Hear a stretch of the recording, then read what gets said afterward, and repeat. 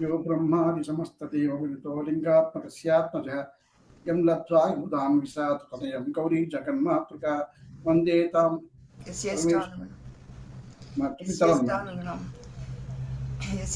यो ब्रह्माद समस्तदेवविदितो लिङ्गात्मकस्यात्मजः यं लब्ध्वा हि मुदान्विता सुतनयं गौरी जगन्मातृका यस्येष्टानुगुणं समस्तविपदो दूरीकृता भक्तगा वन्दे तं वररामलिङ्गतनयं श्रीविघ्ननाथं सदा यशा दुष्टनिवारणे सुनिरता भक्तार्तिनिर्हारिणि यस्यात्विष्टतया हि लब्धविभवा निष्किञ्चनाः प्राणिनः मूढान् ज्ञानवतः करोति सततं या स्वप्रसादान् मुदा वन्दे तां परमेश्वरीं भगवतीं ज्ञानप्रदां शारदाम्।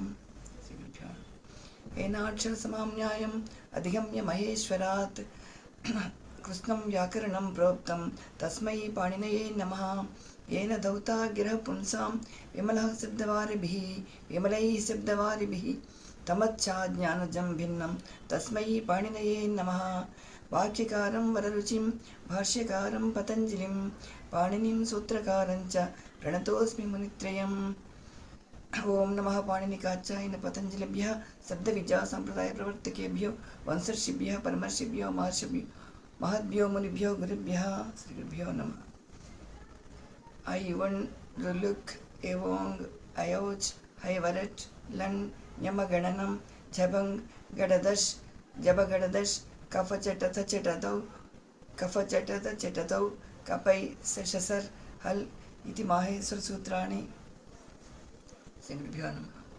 नत्वा सरस्वतीं देवीं श्रद्धां मुनियां करोम्यहं पाणिनीयप्रवेशाय लघुसिद्धान्तकौमुदीं। श्रीगुरुभ्यो नमः। नमस्ते गुरु महोदय।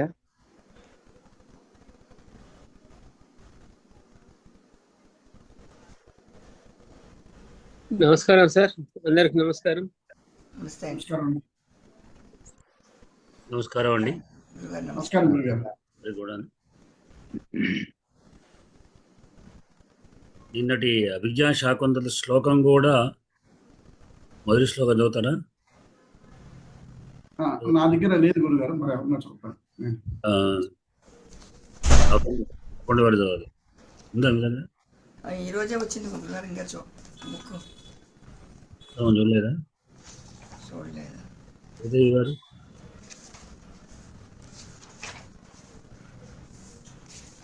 చదవమంటారా గురుగారు? చదవండి, మీ దగ్గర ఉండేది. శ్రీ గురుభ్యో నమః. యాసస్య వహతి విధిహుతం యాః విర్యా చ హోత్రీ యజ్జే కాలం విధత్తస్మృతి విషయ గుణాయాస్థిత వ్యాప్త విశ్వం కామాహుః సర్వబీజ ప్రకృతిరితి పాణినః ప్రాణవంతః ప్రత్యక్షాభిః ప్రపన్నస్తనుభిరవతు వస్తాభిరస్తాభిరీశః. నాసృష్టిస్తస్తురాద్యా వహతి విధిహుతం యాః విర్యా చ హోత్రీ యజ్జే కాలం విధత్తః శృతివిషయగుణయా స్థితా వ్యాప్య విశ్వం శ్యామాహుః సర్వబీజ ప్రకృతిరితి తయా ప్రాణినః ప్రాణవంతః ప్రత్యక్షాభిః ప్రపన్నస్తనుభిరవతు వస్తాభిరస్తాభిరీశః. నాలుగో పదంలో నా దగ్గర నోరి భోగేశ్వర శర్మది ఉన్నది, దాంట్లో సర్వ బీజ అన్నది, భూత అని లేదు, అట్లా అన్నమాట. బీజ అన్నది అదే కొంచెం తేడా.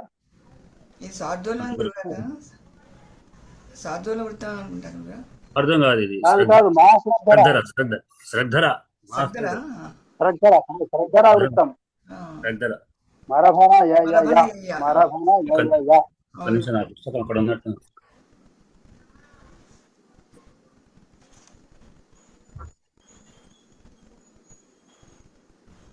క్షీరోదన్వత్తదేశే మణి విలసత్తైకతే మౌక్తికానాం ఆనడక అన్నమాట.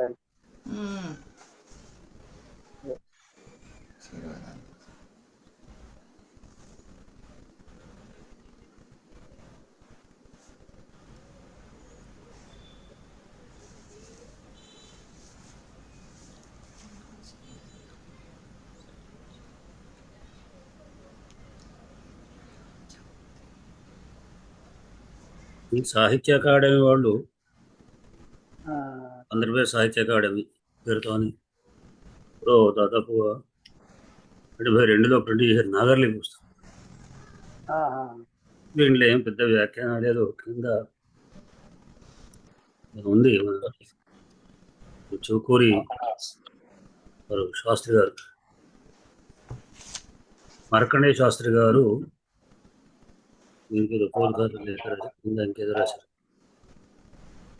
పెనుమచర్ల రంగాచార్య గారు సంపాదకుడు ఉన్నారు, కానీ కింద వ్యాఖ్యానం శ్లోకాలు కానీ అక్కడ ఇక్కడ ఏదో కొంత ఇచ్చారు. కానీ అంటే ఎక్కువ ప్రధానంగా ఈ అనువాదం మన ప్రాకృత భాష అయినటువంటి దానికి మన సంస్కృతం యొక్క ఛాయ అంటే పెట్టారు. పుస్తకం మూలంలో ఉంది, కింద కూడా ఉంది, మళ్ళీ అట్లా పెట్టారు.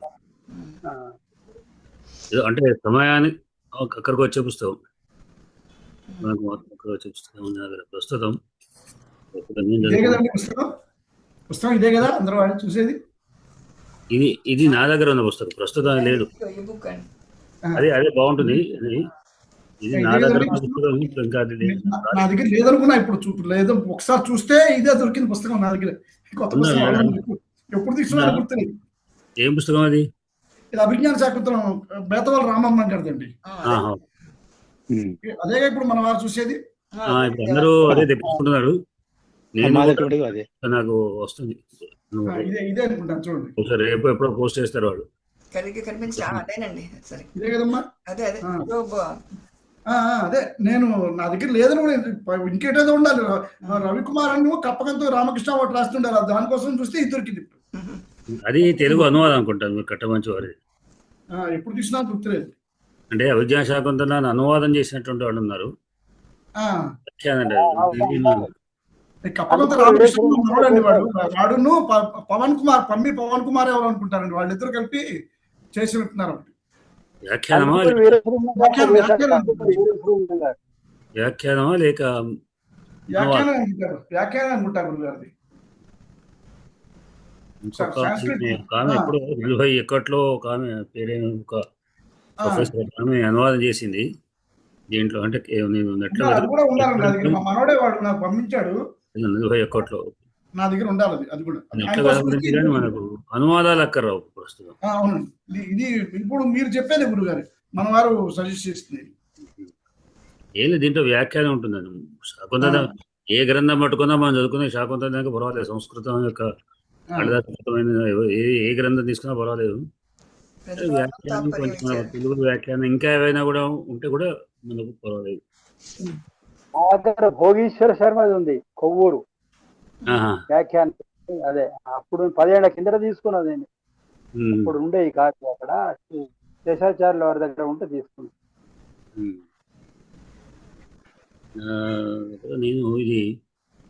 నేను చదువుకునేటప్పుడు బహుశా ఇదే నేను చదివేటప్పుడు కాదు, నేను తర్వాత తీసుకున్నాను. పెట్టాను పుస్తకం. తర్వాత విద్యార్థులకు ఉండేది సంస్కృతం వాళ్ళకి నేను చెప్పాను, సంస్కృతం డిగ్రీ కోర్సు వాళ్ళకు ఉంటుంది చెప్పాను. కానీ తర్వాత మా దగ్గర చాలా ఏళ్ళ క్రితం సంస్కృతం తీసేశారు. ఇది మొదటి శ్లోకం ఒకసారి మనం రోజు కూడా చదవడం మంచిది.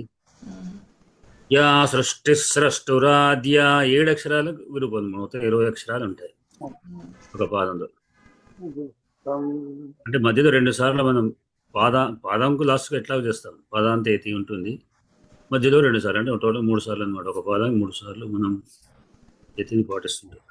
యా సృష్టి స్రష్టురాద్యా వహతి విధిహుతం యా హవిర్యా చ హోత్రీ ఏ ద్విహి కాలం విధత్తః శృతి విషయ గుణా యా స్థితా వ్యాప్య విశ్వం యా మాహుః సర్వభూత ప్రకృతిరితి యయా ప్రాణినః ప్రాణవంతః ప్రత్యక్షాభిః ప్రపన్నః తనుభిరవతు వస్తాభిరష్టాభిరీషా.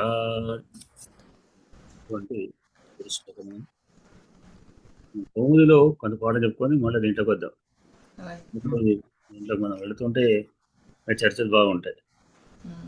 అలా గురుగారు రోజు అలాగే చేద్దామండి. కౌముది ముందు చెప్పేసుకుని పాఠాన్ని బట్టి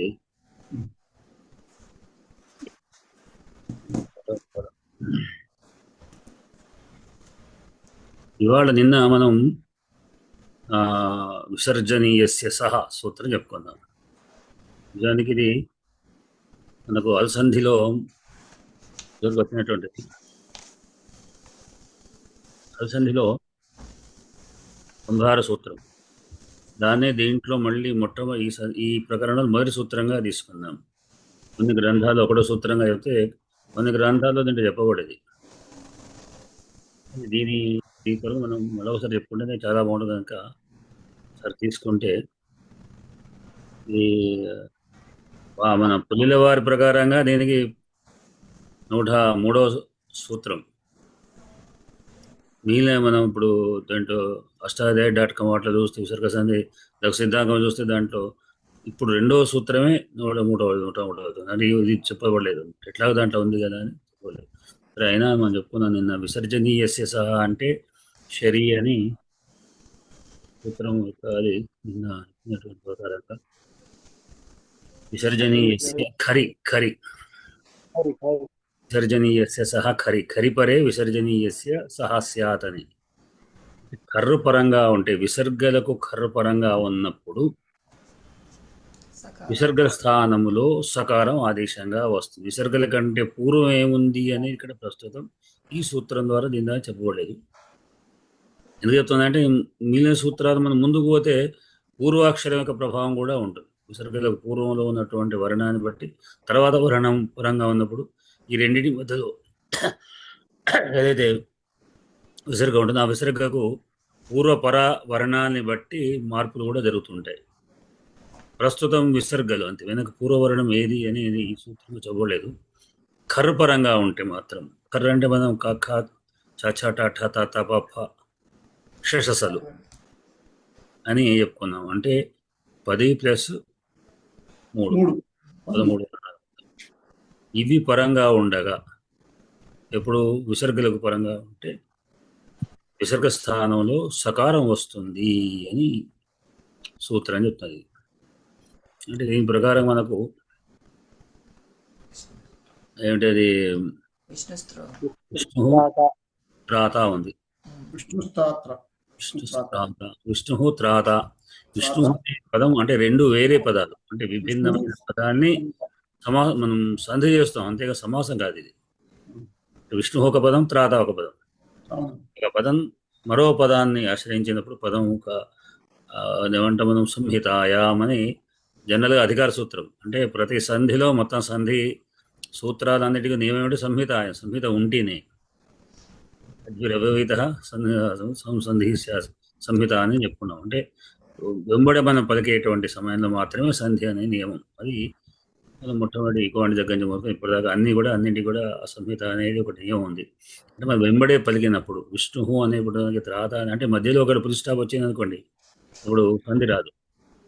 కనుక విష్ణు అంటే విష్ణువు మహావిష్ణువు త్రాతాన్ని రక్షించేవాడు. విష్ణువు రక్షించేవాడు అనేటువంటి 2 పదాలు అంటే సంధి ఒక ఏకకాలంలో పలికే సమయంలో కూడా, అవ్యవహితంగా పలికే సమయంలో కూడా ఇప్పుడు ఈ విష్ణు అనే విసర్గలు ఉంది కనుక, అంటే విష్ణు అనే ముందు ఎట్లా ఉంది? ముందు నిజానికి విష్ణు అనే శబ్దం మనకు తీసుకుంటే విష్ణుస్సు విష్ణువు అనే శబ్దానికి సు అనేటువంటి సుప్రత్యయం చేస్తే, అంటే విష్ణు పదం ఎట్లా అయిందని చెప్పడానికి నేను ముందు చెప్తున్నాను. విష్ణు + సు అని చేర్చినప్పుడు సు స్థానంలో ససజుషోరు అని సూత్రం వృత్తం వస్తుంది. ఖరవసానయోరు విసర్జనీయ అనే సూత్రం విసర్గలు వచ్చి విష్ణు అయింది. అంటే విష్ణువు ఎందుకు చెప్పాల్సి వస్తుంది అంటే దాంట్లో ఒక సు ఉంది. విష్ణు సు అని ఉన్నది, దానికి రేఫ వచ్చి విష్ణువు అయింది, దానికి విసర్గలు వచ్చింది. మళ్ళీ సకారం మళ్ళీ ఎప్పుడు చేసుకుంటారు. అంటే మనం విష్ణు త్రాత అన్నప్పుడు పదం వినగానే ఆ సు కాదు, ఏది మన సుప్పులో సు దాన్ని సుప్పు అంటాం. అంటే ఏంటి? విభక్తి ప్రత్యయాలకు సంబంధించిన సు అది ఉంది కనుక, అంటే మనం ఒకసారి కన్ఫ్యూజ్ కావచ్చు. విష్ణు త్రాత అన్నప్పుడు విష్ణుస్సు ఉంది కదా, త్రాత ఉంది, విష్ణు త్రాత అనేది కాకుండా ఆ సు అనేటువంటిది వేరు, ఈ సకారం వేరు. ఈ సు అనేటువంటిదేమో మనం శబ్దాల యొక్క విభక్తి ప్రత్యయాల్లో అన్నింటినీ సుప్పులు అంటాం. 7 విభక్తులకు 7 × 3 = 21. అంటే ఏకవచన ద్వివచన బహువచనం పట్టుకొని ఒక్కొక్క ప్రధాన వ్యక్తి 3, ద్వితీయ వ్యక్తి 3, అట్లా 7 వ్యక్తి 7, 3, 21 ప్రత్యయాలు ఉంటాయి. దాంట్లో మొట్టమొదటి ప్రధాన వ్యక్తి ఏకవచనం సు. విష్ణువు సు అంటే దానికి విష్ణువు అనే అర్థం అయిపోయి విష్ణువు సు అనేటువంటి చెప్పినప్పుడు దానికి ఖరవసానో విసర్జనీయ సూత్రం చేత రువు వచ్చి విష్ణుర్ అయిన తర్వాత ఇప్పుడు విసర్జనీయస్య సహా కరవస విసర్జనీయ ససజూరు ససజుషూరు సూత్రం ఋతం వస్తుంది. ససజుషూరు అని సూత్రం ఋతం వస్తే కరవసాన విసర్జనీయ సూత్రానికి విసర్గలు వస్తాయి. ఆ ప్రకారంగా విష్ణువు అనే పదం అయింది. దానికి త్రాత అనే పదం ఇప్పుడు పరంగా ఉన్నాడు ప్రస్తుత పరిస్థితిలో. త్రా అనేటువంటి ప్రకారం అనేటువంటి ఖర్ పరంగా ఉంది కనుక విష్ణువులోని విసర్గలకు తకారం పరంగా ఉంది కనుక దానికి సత్వం వస్తే విష్ణు సకారం వచ్చి విష్ణుస్త్రాత అయింది ఖర్ పరంగా ఉండగా. అంటే ఎందుకు చెప్తున్నాం అంటే ఒకటి ఉంది విసర్గ సకారం అంటే మనకు తర్వాత ఒకవేళ ఇప్పుడు అంటే ఇప్పుడు ఖర్ పరంగా ఉండగా అన్నప్పుడు ఖర్ అంటే ఏమిటి కఖ చ ట త ప ప శ అనేటువంటి వర్ణాల పరంగా ఉంటే విసర్గల సకారం వస్తుంది అని చెప్పినప్పటికీ కూడా కానీ కాఖ ఉంటే మాత్రం రాదు, పాప ఉంటే రాదు. కారణం ఏమిటి అంటే పూజ విసర్గలు కాఖ పాపలు వస్తాయి. దుఃఖం అంటాం. రామః కరోతి అంటాం. రామస్ అని సకారం చెప్పు. కానీ కొన్ని మళ్ళా సంధులో కొన్ని నియమాల ప్రకారంగా తేజస్కరుడు సకారం వస్తుంది అక్కడ విసర్గలు. అది వేరే విధానాల ప్రకారం వస్తుంది. ఇక్కడ మనకు అది కుదరనటువంటిది ఆ విషయం. దానికి కారణం ఏంటి అనేది తేజస్కరుడు భాస్కరుడు భాస్కర ఉంది. అదేమిటి అనేది దానికి కురి ధాతువుకు పరంగా ఉంటే కొన్ని ధాతువులకు సత్వం వస్తుందని అది ప్రతిపడినటువంటి. ఇక్కడ ప్రస్తుతం కుపోహ సూత్రం ప్రకారంగా విసర్గలకు ఈ జిహ్వాములు ఉపధ్మాలే వస్తాయి కనుక రామః కరోతి రామః ఫలతి లాంటి పదం ఏదైనా ఉంటే జిహ్వాములు ఉపధ్మాలు వచ్చినట్లంటే ఈ విసర్జన సహా ఖండించి వస్తుంది సూత్రం. అట్లానే చాచ్ఛాలకు షకారానికి టాఠాలకు మూర్ధన షకారానికి కూడా పరంగా ఉండగా కూడా సకారం వస్తుంది. దాని తర్వాత వచ్చే నెక్స్ట్ సూత్రం మనం చెప్పుకోబోతాం. అది వాషరీ సూత్రం. అది ఇప్పుడు చెప్పుకుంటారు. ఎట్లా దాని ప్రకారంగా శుత్వం వస్తుంది. అంటే మన స్తోస్తున్నాస్తు సూత్రం ఉంటుంది సకారం. సకార స్థానంలో రామశ్చరతి స్తోస్తున్నాస్తు శుత్వం వచ్చి రామశ్చరతి రామశ్చ అంటాం కదా. రామశ్చ సూత్రం వస్తుంది. రామస్సు వస్తుంది. ఈ విసర్జన సూత్రం సకారం వస్తున్నది. రామస్సు అవుతున్నది. రామశ్చ సూత్రం వస్తున్నది. అట్లానే రామ శంకర రామశంకర అంటే గడపక షకారం ఉంటే ఆ చాచ్ఛాలకు షకారాలకు సుత్వం వస్తున్నది. సుత్వం అంటే షకారం వస్తుంది. శంకరుడు షకారం. అట్లానే టాఠాలో ఉన్నప్పుడు మూర్ధని షకారం వస్తుంది. టాఠా కానీ మూర్ధని షకారం కానీ ఉన్నప్పుడు షకారం వస్తుంది. ఇట్లా రామ టీకది రామశ్టీకది అంటే పేస్ట్ అవన్నీ కూడా అట్లా వస్తుంటాయి. ఇదే ఇక మీద పాపాలు పోతుంటాయి. ఇవి ఈ సూత్రం ద్వారా మనకు ఇక్కడ మనకు ఇంకొక విషయం కూడా గుర్తు చేసుకోవాల్సింది మనం చెప్పుకుందాం. ఏమిటంటే నమః క్షత్రియాయ చ అని అన్నాను. నమః క్షత్రియ అన్నప్పుడు నమః కకారం ఉంది కదా. క్ష అంటే కకార షకారాల యొక్క సంయోగమైన వర్ణం కదా. కనుక రామః అక్కడ నమః కకారం ఉంది కనుక ఇక్కడ కుపోకోపోచ సూత్రం రావాలి. దాన్ని కూడా రానివ్వదు. విసర్గల సకారము ఖండిస్తూ కుపోకోపోచ సూత్రం తీసేసి శర్పరే వాస్యాదని ఒకటి ఉంది. అంటే ఎప్పుడు ఆ కాఖాలకు వాటికి శరుపరంగా ఉంటే అంటే కాఖాలు వీటికి ఏదో ఉంది. వాటికి శరుపరంగా ఉంటే మాత్రం విసర్గలే ఉంటాయి. అంటే కలపడానికి వీలు లేదు. మనం విడిగా అర్థం తీసుకోవాలి. విసర్గలు ఏమిటి, జిహ్వాములు ఉపధ్మానేములు అంటే ఏమిటి అంటే విసర్గలు అంటే మనం విడిగా విసర్గలే అంటాం. రామ గచ్చతి అనేది విసర్గలు, రామ కిం కరోతి అనేది విసర్గలు, రామ కిం కరోతి అంటే జిహ్వామూల్యం. హు అని చెప్పినప్పుడు జిహ్వామూల్యం, ఉఫ్ అని చెప్పినప్పుడు ఉపధ్మానీయం. లేకపోతే మామూలు విసర్గలు అంటే రామ కిం కరోతి అని అనుకోండి, అక్కడ జిహ్వామూల్యం విసర్గలే. ఇక్కడ రామ నమః క్షత్రియాయ చ అంటే చెప్పినప్పుడు కూడా విసర్గలే వస్తాయి. అంటే ఈ అంటే విసర్గలకు ఉపోరాదు, సకారాలు రావు, ఏవి రావు షా అన్నప్పుడు అట్లా. ఇంకా అది కూడా మనం ఒకసారి గుర్తు చేసుకోవాలి. దగ్గర ఆ పాఠం మనం చెప్పుకున్నాం. ఇప్పుడు మనం ఇవాళ వాషరి సూత్రం దీని అనుబంధంగానే వస్తుంది. వాషరి ఏంటి? వా షరి రెండు పదాలు ఉన్నాయి. వా అంటే మనకు తెలిసినటువంటి వికల్పం అని, శరపరంగా ఉంటాయి. అంటే ఇది ఈ విసర్జనీయస్య సహాను ఖండిస్తూ వచ్చే సూత్రం ఇది. విసర్జనీయస్య సహా కర్రుపరంగా ఉంటే మాత్రం మనం ఇది వస్తుందని చెప్పుకున్నాం. సకారం వచ్చినప్పుడు వాషరి సూత్రం ఏం చేస్తుంది? దాన్ని ఖండిస్తూ శర్రుపరంగా ఉంటే మాత్రం ఏమొస్తుంది? విసర్జస్య విసర్గో వా. శర్రుపరంగా ఉంటే విసర్గలే వికల్పంగా ఆదేశంగా వస్తాయి. అంటే హరిహిషేదే అంటే హరిహిషేదే అనవచ్చు. లేదా వెనక సూత్రం ప్రకారం ఇది రాకపోతే వికల్పం రాని పక్షంలో మళ్ళీ వెనకకు ఉన్నటువంటి విసర్జనీయ సూత్రం చేత సత్వము, మళ్ళీ శేత శకారం ఉంది కనుక స్తుత్వం వస్తుంది. హరిషేతే అవుతుంది. హరిహి శేతే అన్నప్పుడు హరి అనే విసర్గలకు విసర్జనీయస్య సహా సూత్రం చేత సత్వం వస్తూ ఉంటే ఆ సూత్రాన్ని ఖండిస్తూ శేతి శకారం శర్ర గనక, శర్ర అంటే ఏమిటి? శిషస్సలు మూడే శర్రలు, శకార సకారములు అంటే తాళవ శకారం, మూర్ధన శకారం, దంతవ్య సకారం.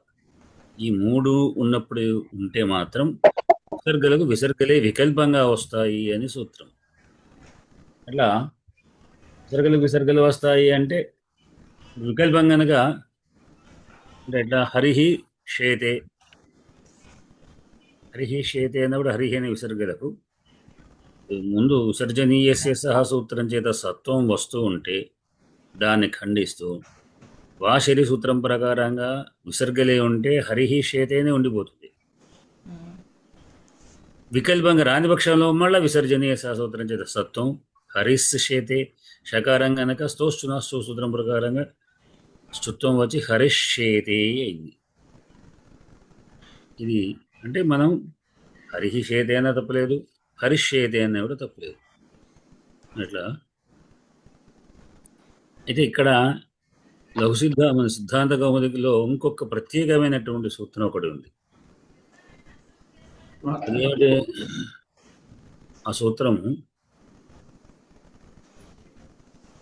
వార్తికం సూత్రం కాదు, వార్తికం. కర్పరే శరివా విసర్గలోపో శరివా విసర్గ లోపో వక్తవ్య అని వార్తికం.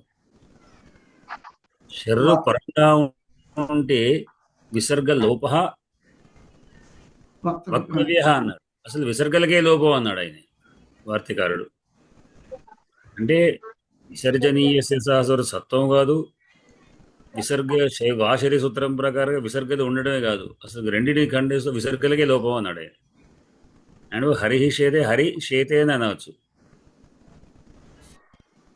లేదా దాని లోపం రాకపోతే ఈ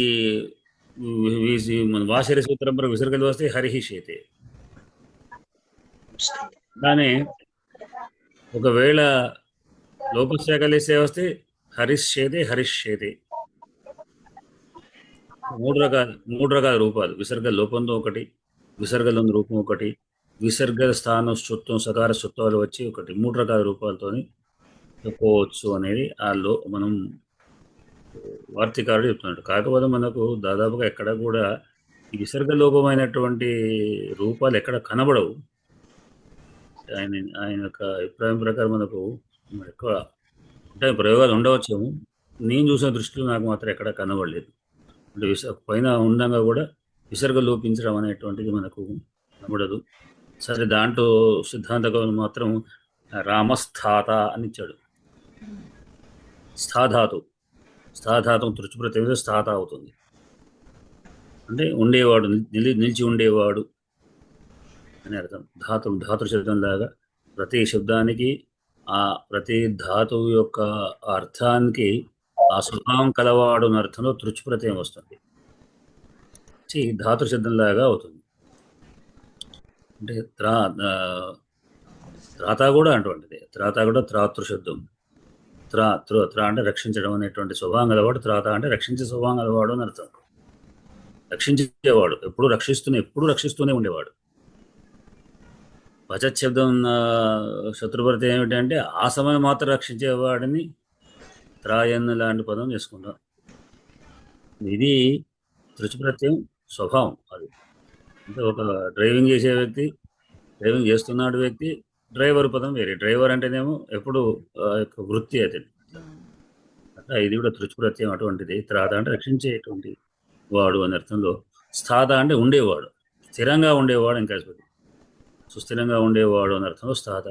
రామ స్థాత అంటే రామ అనేటువంటి తృచుప్రత్యయంతం ఉండే స్థాధాతు ఉంటే స్థిరంగా ఉండేవాడు శ్రీరాముడు అని అర్థంలో చెప్పినప్పుడు రామ స్థాత అనేది ఆ వృత్తికారుడు చెప్పినటువంటి దాన్ని తీసుకొని సిద్ధాంత కౌముడి గారు మనకు ఒక ఉదాహరణ ఇచ్చాడు. రామస్థాత అని. దాంట్లో ఆయన యొక్క రూపం ప్రకారం రామ విసర్గ లోపిస్తే రామ స్థాత అవుతుంది.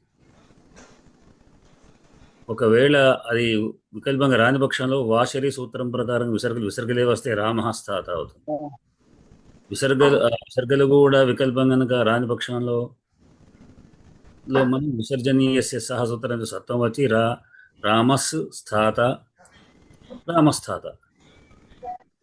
అంటే సకారం ఉంది, ఇక్కడ స్తుత్వం రాదు, ఏదైనా స్తుత్వం కూడా వచ్చేటువంటి విధంగా వస్తుంది.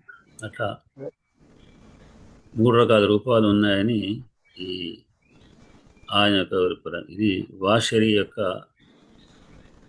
విధానం. విసర్గలకు సత్వాలు, షత్వాలు, విసర్గ లోపాలు అనేటువంటి మనం అటువంటి ఇది అర్థమైంది కదా మీకు. విసర్గలకు విసర్జనీయ సూత్రం చెప్పిన కర్రపరంగా అంటే విసర్గ సకారం వస్తుంది అని విసర్జనీయ చెప్తుంది. కాకాపాపాలకు ఉపోకోపోచ సూత్రం ప్రకారంగా కాకాపాపాలు ఉంటే మాత్రం విసర్గలకు కాకాపాపాలు ఉంటే జిహ్వామలు ఉపధ్యామాలు వస్తాయని ఉపోకోపోచ చెప్పింది.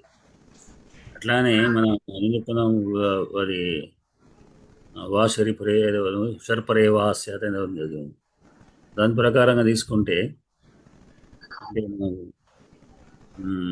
ఏది కర్రుకు షర్పరంగా ఉన్నప్పుడు ఉంటే అంటే కాకా మొదటి ఒక షర్రు వాటికి శరీరపరంగా ఉంటే మాత్రం విసర్గలుగానే ఉండిపోతాయి అని నమః క్షత్రియాయ చ అనే పదం చెప్తున్నాను. అట్లానే వాషరి సూత్రం ఏం చెప్తుంది, విసర్గలకు శరీరపరంగా ఉంటే మాత్రం విసర్గలే వస్తాయి అని సూత్రం. వికల్పం అన్నది ఖరివాషర్పరేవ ఖరి అని ఏదో సూత్రం వార్తగా చెప్పుకున్న ప్రకారం ఏంటంటే అది ఆ సూత్రం ప్రకారం చెప్పుకుంటే అది నిత్యంగా మహాక్షత్రియ అయితే అక్కడ వికల్పం కాదు. షా మొదలైనటువంటి పదం ఉంటే అవి ఖచ్చితంగా నిత్యంగానే విసర్గలే. వాషరి సూత్రం కేవలం శరీరపరంగా ఉంటే అక్కడ ఖరు కాదు, విసర్గలు మాత్రం శరీరపరంగా ఉంటే అన్నప్పుడు వికల్పం వస్తే రామ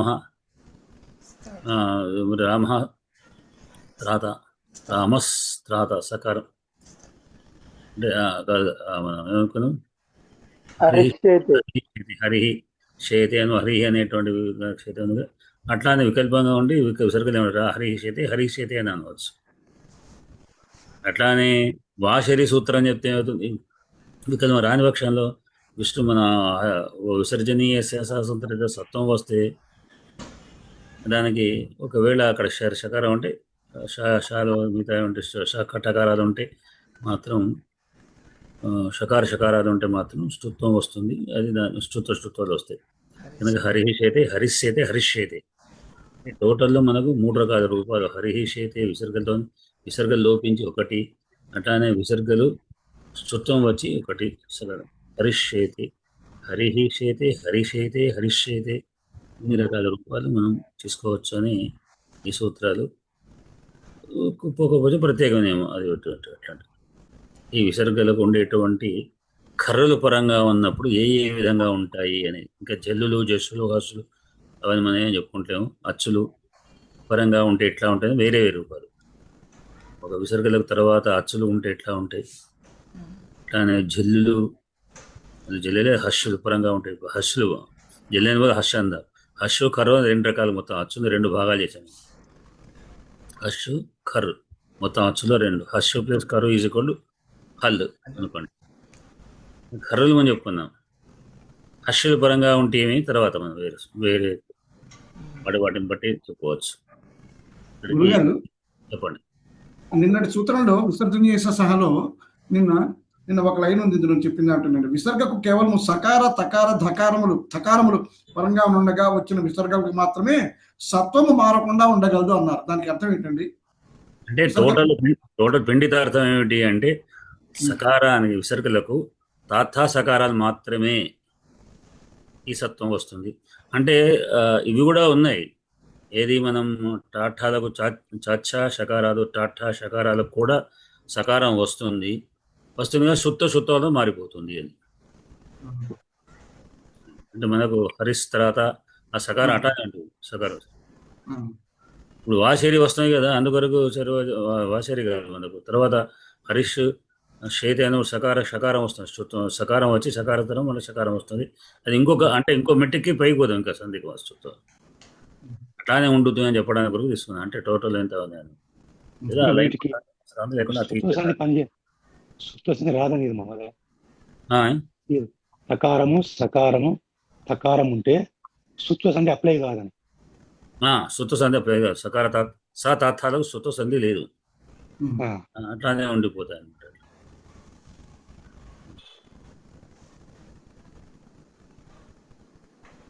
దీంట్లో ఏమైనా కన్ఫ్యూజ్గా ఉందా? ఏటేటి ఒక్కసారి మళ్ళీ అర్థం అయినట్టే అవుతుంది, మళ్ళీ ఏం అర్థం కాదట్టే అనిపిస్తుంది. ఎందుకంటే చదివాను రాసినప్పుడు ఒకసారి మళ్ళీ చదువుతాను. అంటే అది తెలవడానికి కొరకే కేవలం 3 మాత్రం సకారం అన్నాను.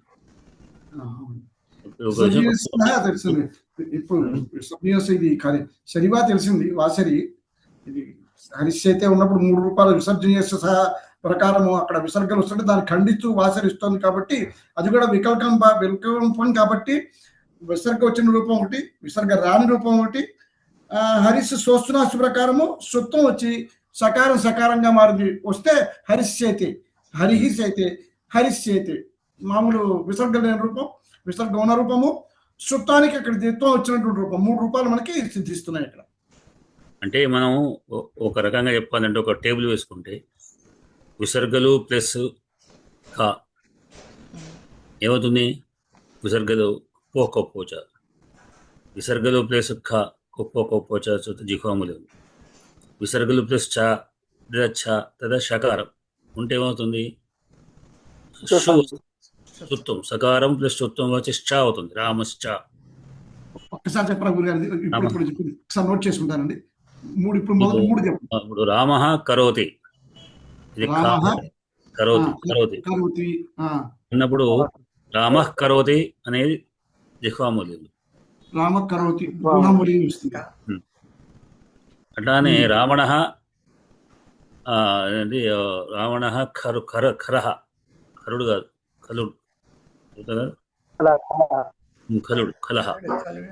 రావణ కలహ ఖలు అని పెట్టండి. రావణ ఖలు అనండి, రామ ఖలు అనండి. అక్కర్లేదండి, రామ ఖలు అవుతుంది. అంటే మన ఉపధ్వాని జిహ్వాములు రెండింటికి ఆకాలకు. అట్లానే షకారం ఉందనుకోండి, చకారం ఉందనుకోండి, రామ ప్లస్ చ, రామశ్చ అంటే విసర్గలిస్తాం, సకారము శుత్వం వస్తుంది. రామ ప్లస్ చ రామశ్చ. రామశ్చ. ఇక్కడ షకార రామః రామః రామః శుభః అను శుభదః అనుకోండి. రామః శుభదః రామః శుభదః అనవచ్చు, రామః శుభదః అనవచ్చు, రెండు రకాలు అనుకోవచ్చు. వాచరి ప్రకారం రామః శుభదః, రామశుభదః, అది సత్వం శుత్వం. శుత్వం. ఇది భాష మనం విసర్జనీయ సత్వం సకారం శుత్వం. శుత్వం అది, అవును. రామః శుభదః అని విడిగా చెప్పుకోవడం అది వాసరే సూత్రం ప్రకారం. అంటే విసర్గ విసర్గే వస్తుంది కాబట్టి రామః శుభదః. ఇక్కడ ఇంకొక లింక్ ఏమిటంటే విసర్గ లోపిస్తాయని ఒక వార్తకి చెప్పుకున్నాం కదా, అవును. రామశుభదః అవుతుంది. విసర్గ లోపిస్తే రామశుభదః. రామశుభదః. ఇట్లా అట్లానే చాచ్చాలకు తీసుకోండి. అట్లానే టాఠా రామః టీకతే, రామష్టీకతే, రామష్టీకతే, రామష్టీకతే అవుతుంది. చెప్పాడు రామశ్రష్ట, రామష్టీకతే, రామశ్రష్ట నిన్న ఇచ్చారు కదా ఉదాహరణలు. షకారం ఉంటే మాత్రం 3 రూపాయలు, షర్రు మాత్రమే. అదే వాశరీ సూత్రంతో పాటు షర్రు ఉంటే సూత్రం అవుతుంది. 3 రకాలు. తర్వాత టాఠాలు ఉంటే మాత్రం 2 రూపాయలు, రామష్టీకతే, రామహాటీకతే విసర్గలతో కూడా వేసుకోవచ్చు. పోచ సూత్రం ప్రకారం కూడా 2 రూపాయలే. రామః కరోతి, రామః కరోతి 2 రూపాయలు. ఎందుకంటే విసర్గలు లేదా ఉపద్మానీయములు అని అర్థం అక్కడ కూడా. అంటే విసర్గలు ఉండడానికి ఒక రూపం కంప్లీట్గా అన్నిటికీ ఉన్నాయి. ఇంకో రూపాయలు వేరే రకాలు ఉన్నాయి అనుకున్నారు. అట్లనే పాపాలు ఉంటే రామః ఫలం, విసర్గలు రామః ఫలతి, రామః ఫలతి అనే పాపాలు అంటే విసర్గలు ఉంటాయి, పాపాలు ఉంటాయి. ఎందుకంటే ఇవన్నీ కూడా వికల్పాలు, తర్వాత వచ్చే రూపాయలు. విసర్గలకు స్థానం రావడం విసర్గలకు అట్లా వాసరి వికల్పం కదా ఉంది, అన్ని వికల్పాలు వస్తాయి కూడా. అట్లా పోచ కూడా వికల్పమే, విసర్గ లోపం కూడా వికల్పమే. కానీ ఇవన్నీ పోగా నమః క్షత్రియ ఇచామ అని చెప్పుకున్నాం కదా, ఆ వార్తగా ఏదో ఉంది నాకు జ్ఞాపకం వస్తుంది. అదేమిటంటే ఇప్పుడు చెప్పిన వార్తకం అండి, అదేదో కరిశరిపరేవా అని ఏదో ఉంది. కరిశరిపరేవా అనే కర్పరే శరివా విసర్గలోపో వక్తవ్య, కర్పరే శరివా విసర్గలోపో వక్తవ్య. అది ఇప్పుడు అది కాదు, ఇంకోటి. ఇది లోపం, విసర్గ ఇది లోపం. కర్రలకు శరుపరంగా ఉంటే విసర్గలే వస్తాయి నిత్యంగా. అది క్షత్రియ చెప్పలేదు. ఇంత క్రితం పాఠాలు చెప్పుకుందాం, మీరు మర్చిపోయారు. ఎప్పుడు మనం పాఠం చెప్పుకున్నాం, ఇక్కడ కూడా నేను చెప్పినట్టున్నాను, ముందు చెప్పాను. మన కటకమారి కూడా ఇంత ఇంపార్టెంట్ మనకి లవ్ సిద్ధాంతం కూడా ఎందుకు తీసుకోలేదు కూడా అడిగారు ఒక మాట.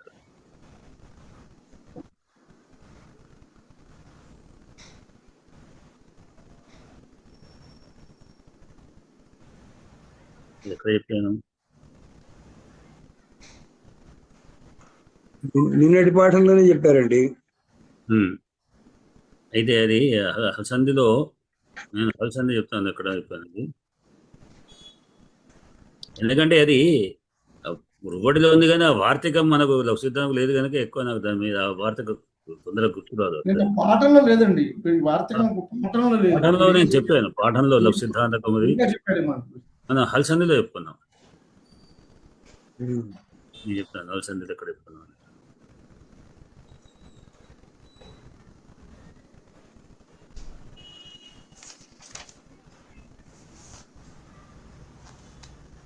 గురువు గారు చెప్పండి.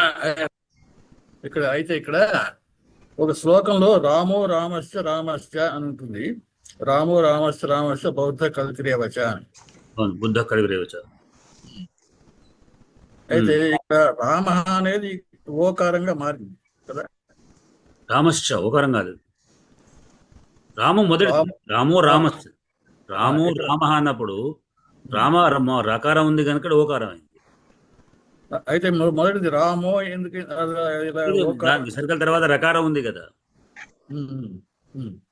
నేను ఇప్పుడు ఏమని చెప్పాను, కేవలం మనం విసర్గల తర్వాత ఉన్నటువంటి కర్రలకు మాత్రమే నేను చెప్పుకుంటున్నాం. మాత్రమే వస్తుంది. ఇది హర్ష అదే. అప్పుడు హర్ష వస్తున్నది. అయితే ఇక్కడ కూడా రామ రామస్య రామస్య అనే సార్ ఓకారం చేయకుండా చేయరాదు అంటే వికల్పం తీసుకునే కానీ తర్వాత కానీ ఉకారం వస్తుంది. మనం చెప్పుకుంటాం నెక్స్ట్ సూత్రాలు హర్షిచ సూత్రం వరకు వస్తుంది. హర్షపరంగా ఉండే కంటే హర్షిచ సూత్రం వరకు ఉత్తమం వచ్చి రామలో రామస్సు సకారంలో ఉకారం వచ్చి రామ ఉకార స్థానంలో రామో అయింది. రామో రామస్య అంటే అచ్చులు తర్వాత హర్షులు వస్తే ఏమిటి అని నెక్స్ట్ సూత్రాల్లో మనం చెప్పాలి. అంత మొత్తం 15 సూత్రాలు 14 సూత్రాలు కరుణకు మాత్రమే ఇప్పుడు మీరు చెప్పింది కరుణకు మాత్రం వర్తిస్తుంది. విసర్గల తర్వాత కర్ర ఉంటే మాత్రం ఏమిటి? ఇప్పుడు ఏం చెప్పాయంటే విసర్గలకు హర్షుల పరంగా ఉంటే ఎట్లా ఉంటుంది, కర్ర పరంగా ఎట్లా ఉంటుంది, అట్లానే విసర్గల కంటే పూర్వ ఉండే వర్ణాన్ని బట్టి కూడా తేడా ఉంటుంది. అకారం ఉంది అనుకోండి ఒక రకం, ఇకారం అనుకోండి. ఇప్పుడు హరిహి రామ గచ్చతే ఏం చెప్పుకుంటున్నాం మనం? రామో గచ్చతే అంటాం. రామ విసర్గల గకారం ఉంది కదా, గకారం ఉన్నప్పుడు ఏంది రామో గచ్చతే అంటున్నాం. హరిహి అన్నప్పుడు హరిర్ గచ్చది అంటాం. హరిర్ అనే రేఫ వస్తుంది, రాదు. అతో రోరప్లుతే అని సూత్రం. అకారం కంటే పరంగా విసర్గలకు మళ్ళీ హ్రస్వకారం పరంగా హ్రస్వకారానికి పరంగా ఉన్నటువంటి విసర్గలు మళ్ళీ హ్రస్వకారం పరంగా ఉంటే మాత్రం తేడా వస్తుంది. అట్లా విసర్గ లోపిస్తుంది దీర్ఘం అయితే. రామాహ గచ్చంది రామా గచ్చంది రామా గచ్చంది విసర్గలు పోతాయి, లోపిస్తాయి. అట్లా అంటే వెనుక ఉన్న వర్ణాన్ని బట్టి విసర్గల కంటే వెనుక ఉన్న వర్ణాన్ని బట్టి కూడా మార్పులు వస్తాయి.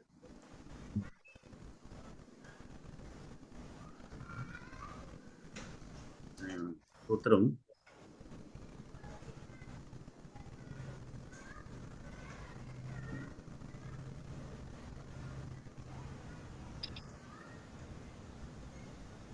ఇక్కడ నేను వేరే రఫ్గా ఉన్నటువంటి అని కూడా తీసేది, ఎట్లా పాఠంలో వచ్చింది కదా తీసేసి అది ముందు పెట్టుకున్నాను.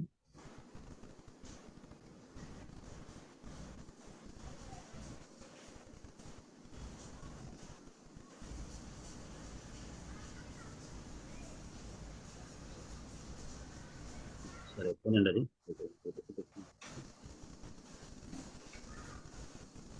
నాకు కంఠస్థంగా ఉన్నది కాదు. ఈ మధ్య అంటే నేను జనరల్గా చెప్తాం క్ష ఉంటే మాత్రం మనం పలకడానికి వీలేదు అంటాం, కానీ ఆ సూత్రం మాత్రం మన మధ్యలో కనబడినప్పుడు చాలా దగ్గర కనబడ్డప్పుడు అప్పుడు చెప్పాను, మళ్ళీ మొన్న చెప్పాను పాఠం సరసంధి చెప్పాను, మళ్ళీ ఇప్పుడు కూడా మనం సంధిలో అది. సరే అయితే ఇప్పుడు ఆ విషయం కూడా విసర్గల తర్వాత కర్ర అయినటువంటి కాకాలు ఉన్నప్పటికీ కూడా ఒక ఆఖాలే కాదు ఇంకా చాలా ఉన్నాయి దాంట్లో. మనకు ఉదాహరణ మనం చూస్తే దాని ప్రకారంగా ఉంటే మాత్రం విసర్గలే వస్తాయి అనేది. రామ క్షత్రియ యచ అని చెప్పుకుంటారు. ప్రసిద్ధం క్ష సకారం తర్వాత షకారం ఉంది కదా షర్పరం.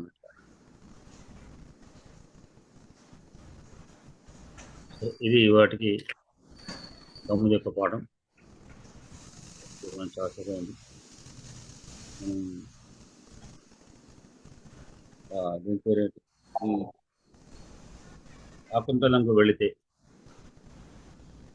శాకుంతలంలో నిన్న ఒక చెప్తున్నాం.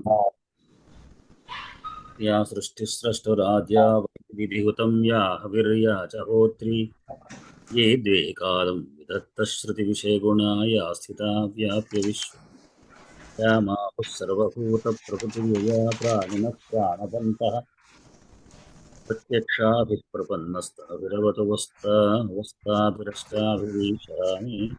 పరమేశ్వరుడు ప్రత్యక్షాభి అష్టాభి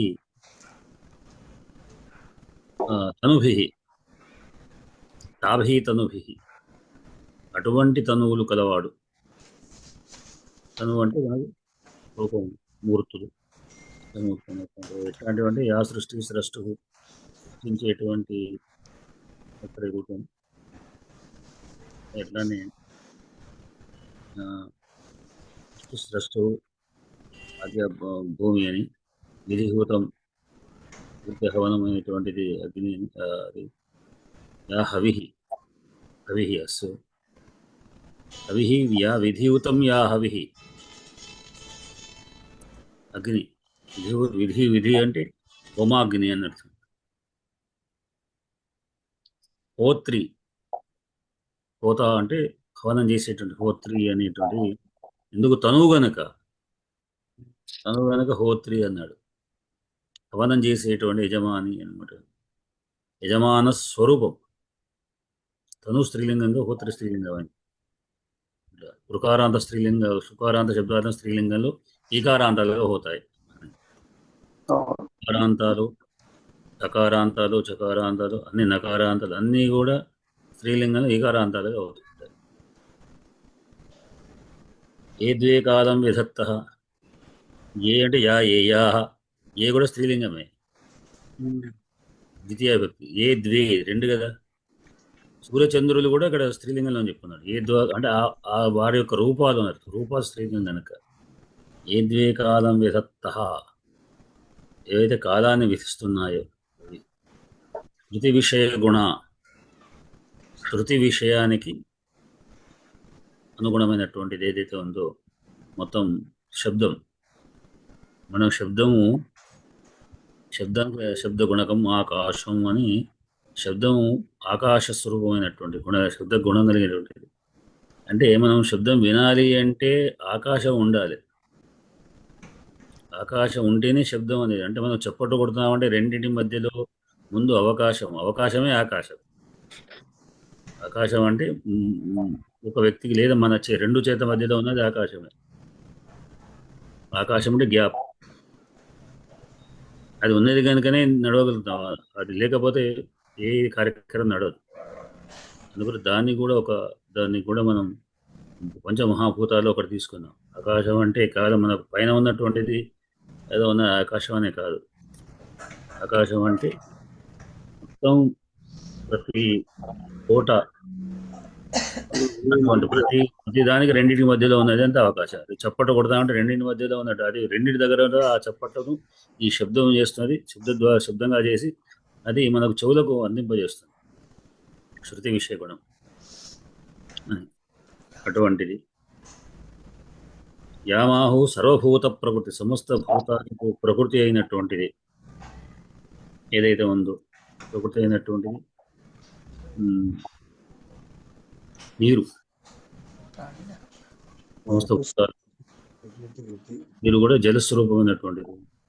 ప్రాణిన ప్రాణవంత, ప్రాణులకు ప్రాణం. ప్రాణం అంటేనే వాయువు. ప్రాణం అనే పదానికి వాయువు అని అర్థం. ప్రాణం పోయింది అనే దాన్ని మనం తెలుగులో ఏమంటాము, ఊసురు ఏమంటాం, ఊసురు దాడిపోయిన అర్థమే మనం తీసుకుంటాం.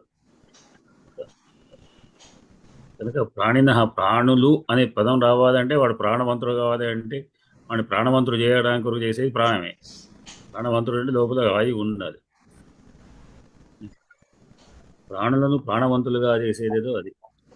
ఇటువంటివన్నీ కూడా భగవత్ స్వరూపాలు. ఆ భగవత్ స్వరూపాలైనటువంటి ఏవైతే ఆ శివుడు ఈ భగవత్ స్వరూప అష్టమూర్తులు కలిగినటువంటి వాటి ద్వారా వాటి చేతనే తాభి అంటే అటువంటి రూపాల చేతనే మనం రక్షించాలి. మనం రక్షించాలంటే ఇవన్నీ మనం సహకరించాలి. ఇవన్నీ సహకరిస్తేనే మనం బ్రతుకు చిరంజీవులుగా ఉండడానికి అవకాశాలు ఉంటాయన్నమాట. ఇవన్నీ కూడా ఇంకా ఏది మనకు ఇబ్బంది పెట్టినా కష్టమే, ఏది ప్రకోపించినా కష్టమే, ఏది లేకపోయినా కష్టమే. భగవంతుడు రక్షించుగాక అనేటువంటి శ్లోకంలో విధంగా ఉంది. దీంట్లో మొట్టమొదటి మనకు ప్రస్తావనలో కూడా మనకు ఏం చెప్పుకుంటారంటే, దాంట్లో నటి ఆయన సూత్రాలు పిలుస్తూ అడుగుతుంటాడు. అంటే మనం ఇంతకు చెప్పుకున్నాక ప్రస్తావనలో కూడా ప్రస్తావన అనేటువంటి ఒక చిన్న అంకం. ఈ నాటకంలో అంటే అంకాలు లెక్క పెట్టబడని, అంకంగా లెక్క పెట్టబడకుండా ఉండేటువంటిది 3 ఉన్నాయి. ఒకటి ప్రస్తావన,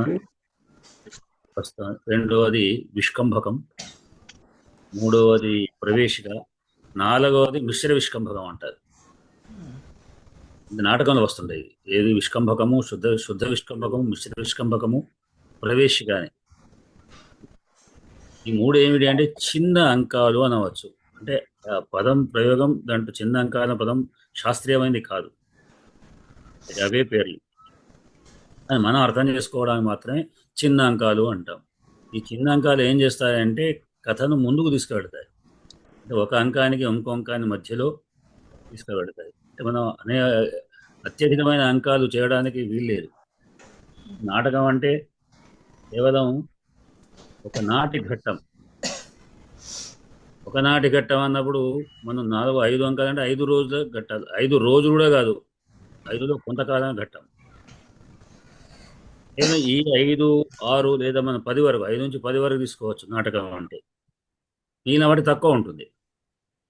మరి ఈ 4-5 ఘట్టాల్లోనే మొత్తం కథ అంతా ఎట్లా చెప్పడం? ఒక రామాయణ కథ తీసుకున్నాం అనుకోండి, ఈ 5-6 ఘట్టాల్లోనే ఎట్లా అంటే ప్రధానమైన విషయాన్ని తీసుకొని కొంచెం విస్తారంగా, అంటే ఒక 30 శ్లోకాల్లో 20 శ్లోకాల్లో చేసేటువంటి విధంగా ఒక ఘట్టాన్ని కథ చెప్పి ఆ వాళ్ళ మాటల్లో కథను ప్రధానమైన కథ తీసుకుంటూ ఇంకో ఘట్టంలో ఒకటి తీసుకుంటాం. ఈ రెండింటి మధ్యలో కథ జరిగితే ఎట్లా? దాన్ని మనం అంతా తీసుకోలేం కదా. కనుక దాని ఏంటంటే మాటల ద్వారా సమాజానికి అందింపజేయడం అనేది, అంటే చూసే సమాజం అంటే ప్రేక్షకులకు, సౌహృదయులకు అందింపజేయాలి కథను. ముందు కథ అర్థంగా రెండో అంకాల కథ మనకు అర్థం కావాలంటే మొదటి అంకం అయిన తర్వాత రెండో అంకంకు మధ్యలో గ్యాప్ కథ వచ్చింది కనుక దానికి తెలియడానికి కొరకు కొన్ని పాత్రల ద్వారా చెప్పడం అనేది ప్రవేశం. ఈ వీటికంటే ముందు ఉన్నది మనం ప్రస్తావించడం, దాంట్లో సూత్రాలు రావడం, ఈ ఏ నాటకం మొదలు పెడుతున్నాం, ఏమిటి, ఎందుకు మొదలు పెడుతున్నాం అనేటువంటి విధానం చెప్పుతూ నాటకాన్ని ముందు తీసుకెళ్తాడు. ముందు ఎవరు ప్రవేశిస్తున్నారో కూడా చెప్తాడు. దీంట్లో ఏమిటంటే సూత్రారుడు అంటాడు, మనస్సు అంతా అదవుతున్నది అంటూ ఒక మాట అంటాడు. ఏమిటంటే తవాస్మి ఇతరాగేణ హరిణా ప్రసభం హృత ఈశరాజేన దుష్యంత సారంగేణ తిరంహస అని అంటాడు. నా మనస్సు యథా తవాస్మి గీతరాగే, నువ్వు బ్రహ్మాండ పాట పాడుతున్నావు, ఈ యొక్క పాట చేత నా మనస్సు హరించబడింది. హరిణ అంటే లేడి చేత అకృతం, హారిణ ప్రసవం ఉంది. గీతరాగం అంటే హారిణ, మనోహరమైనటువంటి గీతరాగం చేత నా మనస్సు లాక్కపోయింది, గుంజుకపోయింది అనమాట. ఎట్లా అంటే ఇదిగో చూడు దుష్యంతుడు ఎట్లా పోతున్నాడు అంటాడు. ఏష రాజా ఇవ, ఈ రాజే ప్రకారంగా అయితే హరించబడ్డాడు, అంటే లాగబడుతున్నాడు. అయితే ప్రసవం సారంగేన అతిరంహస, సారంగం లేడి పరిగెత్తుతుంటే అతిరంహస ఒక్కిలి వేగంగా వెళ్ళేటువంటి ఆయన చేత ఈ దుష్యంతుడు ఎట్లా అయితే లాక్కపోబోతున్నాడు, అంటే దాన్ని వెంబడిస్తూ పరిగెత్తుతున్నాడు. అట్లా నా మనసు అయిన ఉదాహరణ ఉపమానంగా చెప్పాడు. అంటే ప్రధానమైన పాత్రను, కథను ఉదాహరణకు చెప్పరు. అంటే మనం ఉదాహరణ ఇంకోటి తీసుకుంటాం, కానీ ఇక్కడ వీళ్ళ మాటల్లో కూడా అదే ఉదాహరణ అయింది, ఉపమానం అయింది అని. ఇక్కడ ఈ వీళ్ళిద్దరి మాటల్లో ఏదో చెప్పుకుంటూ నీ మాట బాగుంది, దుష్యంతులాగా ఉంది అని కూడా వెళ్ళిపోతాడు. అంటే ఇప్పుడు మనకు ఏం తెలిసింది? ఆయన హృదయం సంగతి తర్వాత పాత్ర నెక్స్ట్ ప్రవేశంలో దుష్యంతుడు సారంగాన్ని అనుసరిస్తూ వెళుతున్నాడు అనేటువంటి సూచన. అంటే మనకు పాత్ర ప్రవేశం, మొదటి పాత్ర ప్రవేశం సూత్రధార ద్వారా జరుగుతుంది, ఈ ప్రస్తావన ద్వారా జరుగుతుంది. అట్లానే దీన్ని కూడా ఇవాళ ఎవరు నాటకం వేస్తారు ఏం కదా అనేదాన్ని కూడా ముందు చెప్తుంటారు మాటల్లో కూడా. కొంచెం ఒక్కోసారి ప్రస్తావన పెద్దగా ఉంటుంది, ఒకసారి చిన్నగా ఉంటుంది. అట్లానే సూత్రధారుడు కూడా, ఇద్దరు ముందు సూత్రధారులు కూడా ఉంటారు.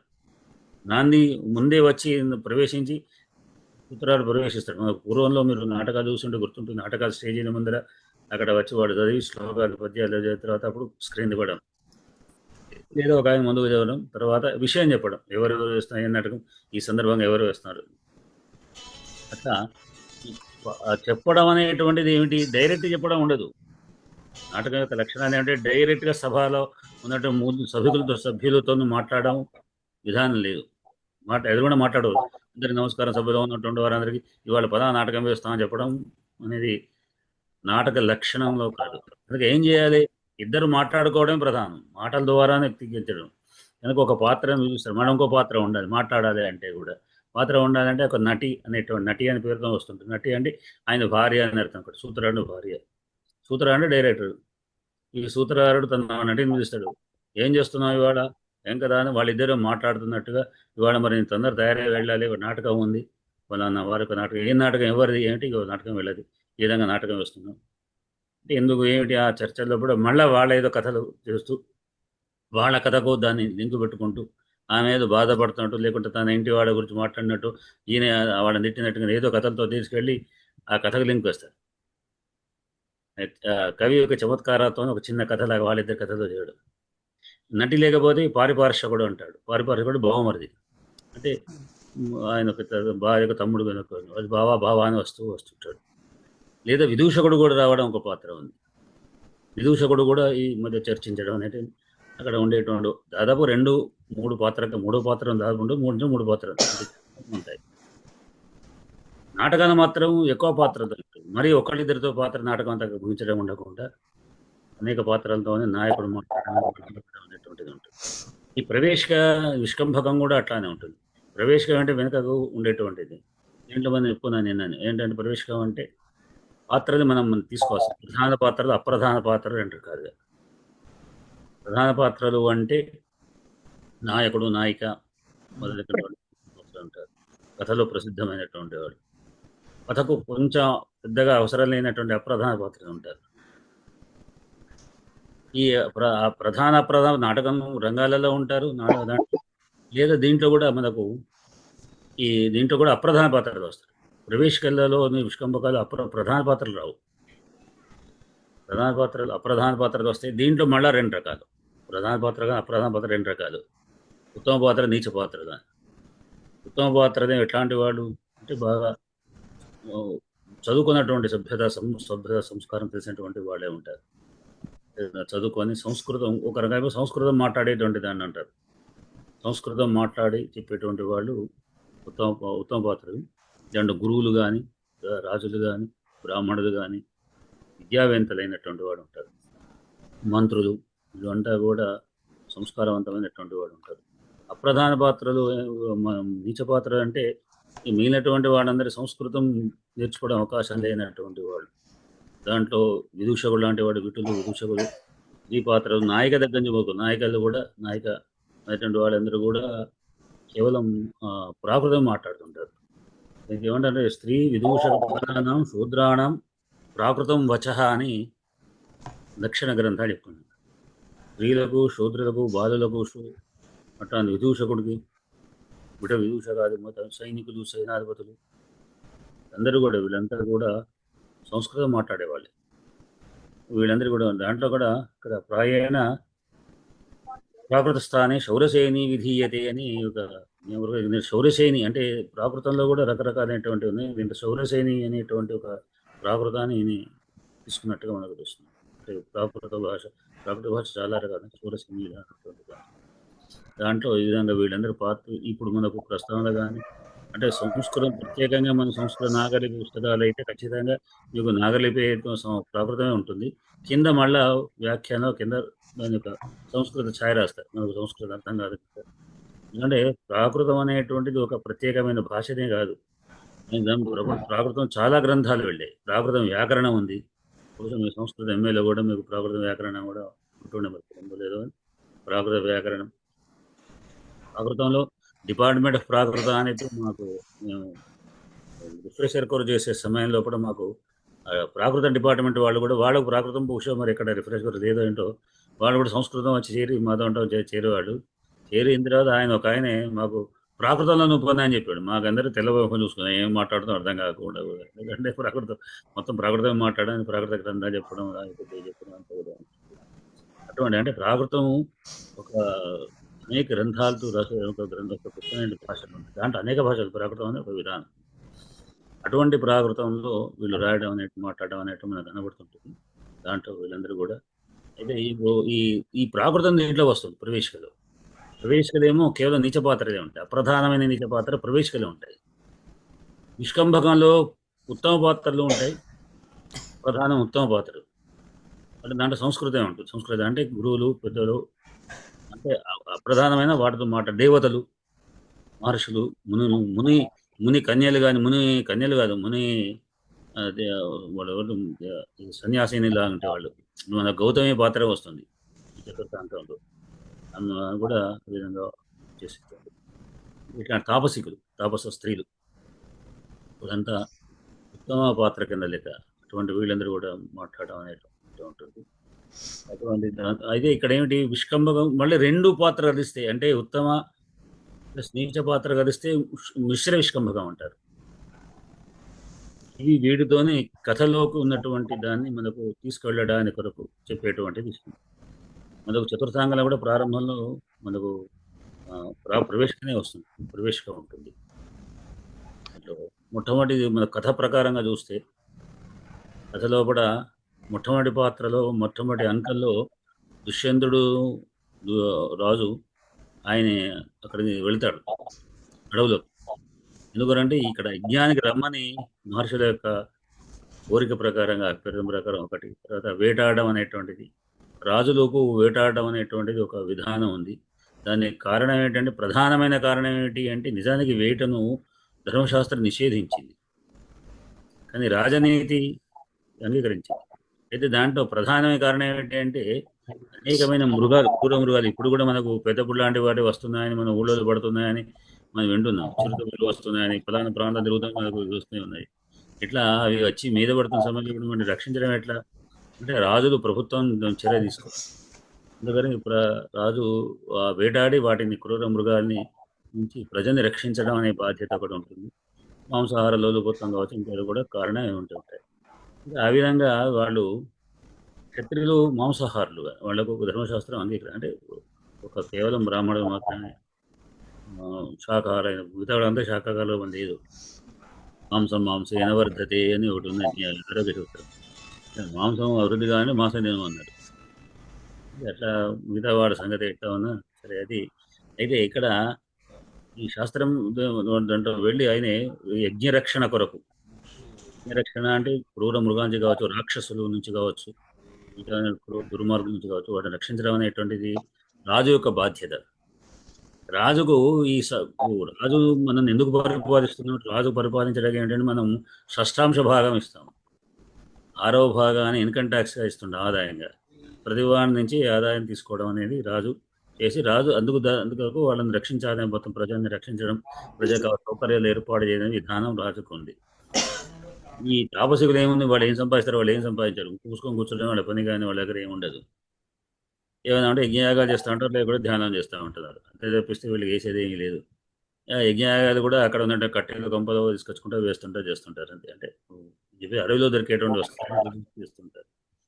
లేదా ఆవు యొక్క గోమాతో, గో యొక్క పంచగవ్యంతో వాడుతూ, గోతంతో మరి చేస్తుంటారు.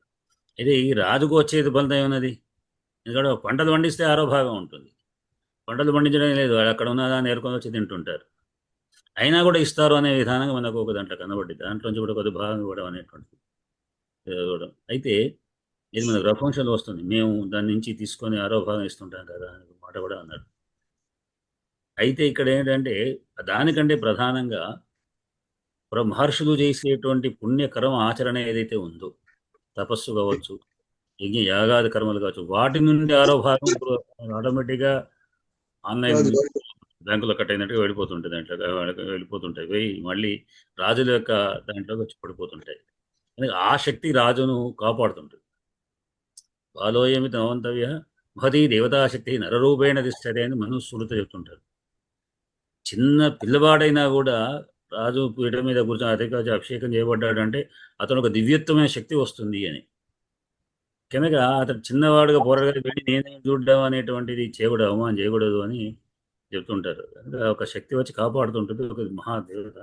కనుక ఆ శక్తి ఎక్కడి నుంచి వచ్చిందంటే అందరి ద్వారా వచ్చే పుణ్యకర్మలు, అంటే ప్రజలు చేసేటువంటి పుణ్యక్రమాల నుంచి కూడా దాదాపు చేరుతుంది, రాజు ఆటోమేటిక్గా చేరుతుంటుంది, వీళ్ళ నుంచి కూడా వచ్చేది చేరుతుంటుంది. కనుక రాజు యొక్క బాధ్యత కాపాడాలి, కాపాడగా రాక్షసుని కాపాడనేటువంటి బాధ్యత ఉంది కనుక రాజు వెళ్ళి రాజుతో కాపాడుతుంటాడు. ఆ ప్రకారంగా దుష్యంత మహారాజు వాడు పిలిచారంటే నేను వెళ్ళి కాపాడడానికి వెళతాడు. వెళ్ళిన సమయంలో కూడా అక్కడ సరే యజ్ఞం అంటే చాలా సంవత్సరాలు జరిగేటువంటి చాలా కాలం జరిగేది. మరియు ఈయన వెళ్ళే సమయంలో మాత్రం ఆ రక్షణ బాధ్యత ఒకనొకసారి ఇప్పుడు మనం చెప్పిన ప్రకారంగా దీని యొక్క వేట కొరకై వెళుతుంటాడు. ఏది మనం సారంగేణ అని లేడీని అనుసరిస్తూ పోతున్న సమయంలో కూడా బాగా అలసిపోయి ఆశ్రమంలో కూర్చుంటాడు. ఆ కూర్చున్న సమయంలో కూడా అప్పుడు కణ్వ మహర్షి లేడు. ఈ శకుంతలమైనటువంటి వాడు చూస్తుంటారు. చూసినప్పుడు వాళ్ళు నీళ్ళు తీసుకొచ్చి ఇవ్వడం లాంటిది. అయితే ఆ సమయంలో శకుంతల చూసిన తర్వాత మనకు నిన్న భారత కథకు దీంట్లో కొన్ని లింకులు ఏమిటంటే భారత కథలో ఉన్నటువంటి ఏంటంటే ఆయన ఉన్నటువంటి గొప్పతనం కూడా మనకు చూపిస్తుంటారు కాళిదాసుడు. ఏంటంటే ఆమె ఒక అందమైనటువంటి కన్య ఎదురుగుండా వచ్చి కనబడుతుంటుంది. ఆ సమయంలో వాడు తిరుగుతుంటా చూస్తుంటాడు. చూసినప్పుడు ఆయన అనుకుంటాడు నా మనస్సు ఎందుకు హరించబడుతుంది అంటాడు. ఇది హరించబడడం ఏమిటి అంటే ఇంత జనరల్గా అంటే మనస్సు తన యొక్క మనస్సు అనేటువంటిది ఒక మనస్సు మీద ఒక అధికారం ఉన్నటువంటిది. అనవసరంగా ఎటు వస్తే అటు పోయేటువంటిది కాదు. అటువంటి ఈ దీంట్లో ఉన్నటువంటిది ఇక్కడ ఉన్నటువంటిది ఏమిటో ఉపకన్యనే కావచ్చు, స్త్రీయో మరి కన్య. అటువంటి స్త్రీ మీద కానీ పర స్త్రీ మీద కానీ పర కన్యల మీద చూడడానికి ఏం లేదు. ముఖ్యంగా పురుల కన్య అంటే బ్రాహ్మణ కన్యను తను చేసుకోకూడదు. బ్రాహ్మణ కన్య మీద తన మనస్సు పొందకూడదు. మరి ఎందుకు పోతున్నది అనుకుంటాడండి. బ్రాహ్మణ కన్య మీద నాకు ఎందుకు అయిపోతున్నది, నా మనస్సు ఏమిటి అని తనను తాను చర్చించుకుంటాడు. తర్వాత వాళ్ళు వచ్చి అక్కడ ఏదో సరే చమత్కార కథలు ఉంటాయి, 9 రావడం, వాడుకు రక్షించడం అనే విధానంగా చేస్తూ కథ అయిన తర్వాత చివరికి అక్కడ కూర్చున్నప్పుడు వాళ్ళు అక్కడ ఉన్నటువంటి ఆయన శకుంతల వెంబడి ఉన్నటువంటి అనసూయ ప్రియం అసూయ లేని అనసూయ అంటే ఏ విధమైనటువంటి దానికైనా సహకరించేటువంటి చెలికత్తి అని ఇటువంటి నాకు కాదంటే చక్కగా ప్రియంగా మాట్లాడే ప్రియం. అటువంటి వాళ్ళు సహకరించడానికి కూర్చుంటారు. వాళ్ళు కథ చెప్తారు. మొత్తం విశ్వామిత్రుని యొక్క ఈ శకుంతల ఎవరు అనేటువంటి దాన్ని బట్టి ఆమె విశ్వామిత్రుడికి తర్వాత ఊర్వశి కూతురు కనుక అప్పుడు ఆయనకు అర్థమవుతుంది ఏమంటే ఊర్వశి కదా గంధర్వ స్త్రీ కనుక తనకు అప్పుడు వివాహం చేసుకోవడానికి యోగ్యత ఉంది. అంటే తన మనసు సరైనటువంటి దాంట్లో అంగీకరించబడ్డది అని నిర్ణయించుకుంటాడు. అది మొదటి అంక కథలో. రెండో అంక కథలో కూడా ఆమెను వివాహం చేసుకోవడం. రెండో కన్నా బాధపడతాడు ఎట్లా ఏం చేయాలి అనేటువంటి. రెండో కన్నా వివాహం చేసుకుంటాడు. తర్వాత ఈ లోపల ఆయనకు అక్కడి నుంచి తల్లి దగ్గర నుంచి పిలిపోస్తుంది, నువ్వు ఇంటికి రావాలి, తొందరగా అవసరం ఉంది అని. అప్పుడు ఆయన ఒక అనిశ్చిత స్థితి. మరి ఇక్కడ యజ్ఞం రక్షించడం అనేది బాధ్యత ఒకటి, తల్లి గారి రక్షణ రెండు కూడా ఈ ఇద్దరి మాటను నివారించాలి కదా, ఎట్లా చేయాలని చెప్పి మొత్తం సరే ఆయన అక్కడ చేసి ఆమెకు కార్యక్రమం అయిపోయిందని పెంచి తను వెళుతాడు. వెళ్ళిపోయేటప్పుడు తను వెళుతున్నా అని చెప్పి ఒక అభిజ్ఞానం గుర్తిస్తాడు. వివాహం చేసుకుంటాడు. చేసుకున్న తర్వాత ఆమెతో కలిసి ఉంటాడు. తర్వాత తల్లి మాట మేరకు తల్లి తొందరగా రమ్మన్నది కనుక తను వెళ్ళాలని అనుకుంటాడు. వెళ్ళి తర్వాత అప్పుడు ఆ సమయంలో ఒక ఉంగరం ఇస్తాడు. ఇది 3 అంకాల కథ సంక్షిప్తంగా చెప్పినట్టు. 4వ అంకంలో కణవ మహర్షి చేసుకొని పంపించడం, కన్యను ఆమెను అత్తారింటికి పంపించడం అనేటువంటి ప్రధానమైనటువంటి కథ దీంట్లో ఉంటుంది. ఇది ఈ సంక్షిప్తమైనటువంటి కథా పరిచయం. ఇదన్నీ కూడా ఇక్కడ మనకు సమయం బాగా అయిపోయింది.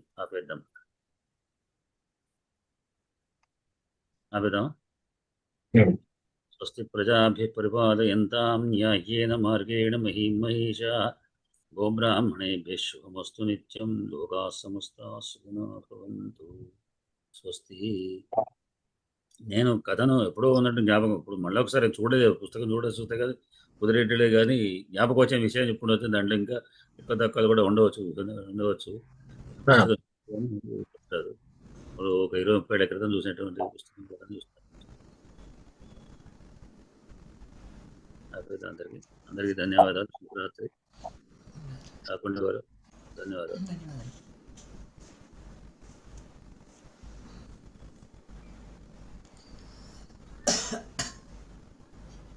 ఏం చేస్తున్నానండి?